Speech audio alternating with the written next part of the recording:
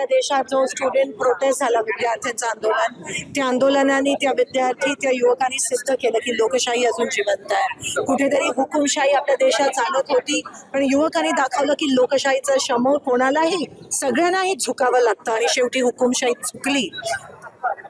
शिक्षण मंत्र्यांना राजीनामा द्यावा लागला आणि जे पंतप्रधान आणि गृहमंत्री ज्यांनी एका शांततेत होणाऱ्या आंदोलनावर पेलेट गन, टिअर गॅस आणि लाठीचार्ज, त्या लाठ्यांवर खिळे लावलेले, असं केला. त्यांना पण हिंमत नाही झाली शेवटपर्यंत पार्लमेंटमध्ये येण्याची.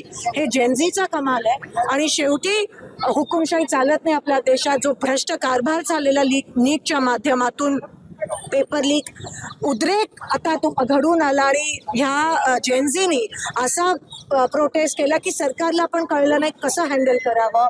जिथे वॉटर कॅनन टाकले तिकडे ते नाचायला लागले, जिकडे बॅरिकेडिंग टाकलं तिकडे त्यांनी स्केटबोर्ड निर्माण केले, जिथे पोलीस लाठी चार्ज करायला आले तिथे ते स्तब्ध होऊन जनगणमन गायला लागले.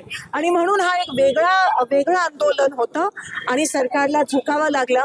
ही सुरुवात आहे. ह्याच्या पुढे पण ह्या जेनझी सोबत आम्ही खांद्याला खांदा लावून आमचे नेते राहुल गांधीजी पण, आम्हाला पण त्या ठिकाणी डिटेन केलं गेलं. आम्ही लढाई लढणार आहोत त्यांच्या खांद्याला खांदा लावून, जोपर्यंत या हुकुमशाहीच्या विळख्यातून हे देश मुक्त होत नाही.